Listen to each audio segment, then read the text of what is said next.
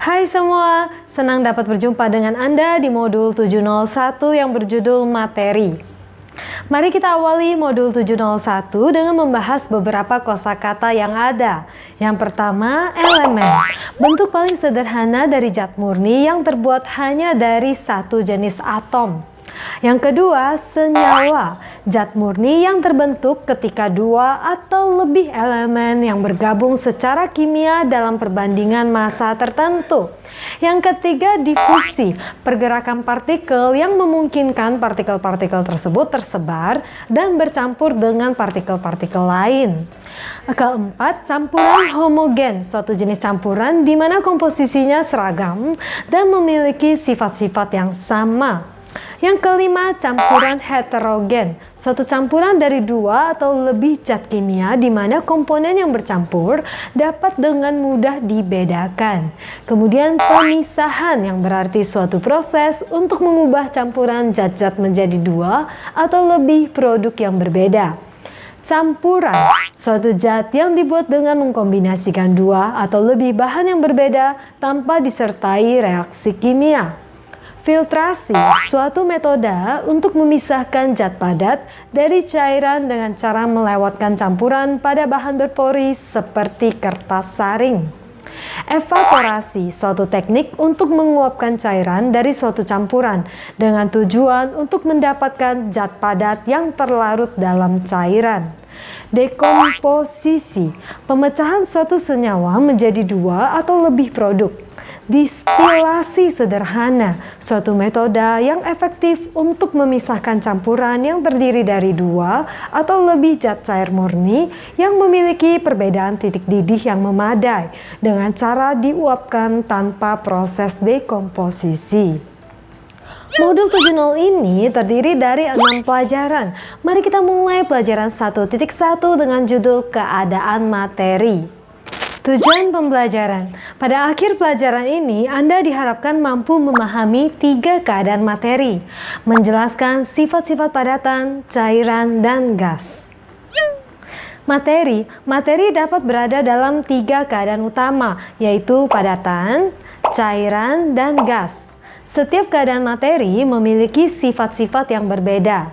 Diagram ini mengilustrasikan perbedaan tersebut. Keadaan padat, keadaan cair, dan keadaan gas. Keadaan padat. Padatan memiliki bentuk dan volume yang tetap. Pergerakan partikel yang membentuk padatan terlihat kaku dan terkunci pada satu posisi. Padatan tidak mudah untuk dimampatkan. Hanya ada sedikit ruang kosong di antara partikel pembentuknya. Padatan tidak dapat dengan mudah dialirkan. Partikelnya tidak dapat dengan bebas bergerak atau bebas bergeser.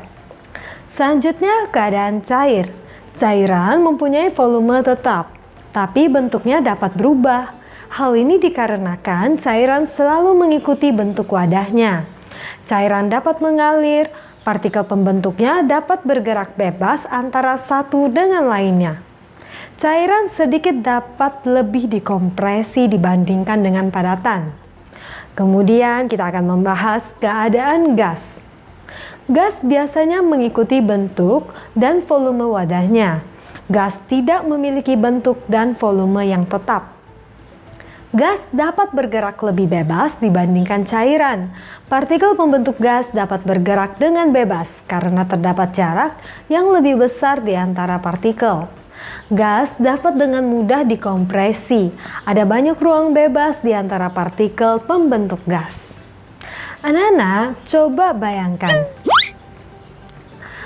Ini adalah hari yang cerah dan kamu memutuskan untuk mengambil air soda dan segelas es batu. Kita dapat mengamati ketiga keadaan materi pada skenario ini.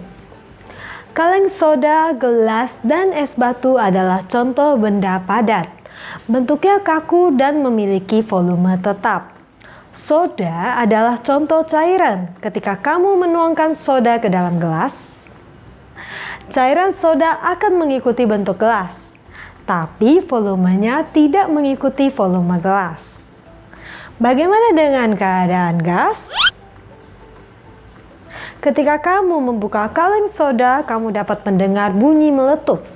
Gas karbon dioksida dilepaskan dari kaleng ketika kaleng terbuka. Ketika kamu menuangkan minuman soda ke dalam gelas yang berisi es batu, akan mengeluarkan suara mendesis. Itu juga suara dari karbon dioksida yang terlepas. Gas dapat bergerak dengan bebas dan dapat dikompresi seperti ke dalam kaleng soda.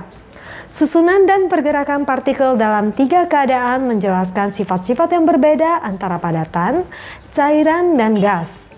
Difusi juga secara erat terkait dengan keadaan padat, cair, dan gas. Kita akan mempelajarinya pada pelajaran berikutnya.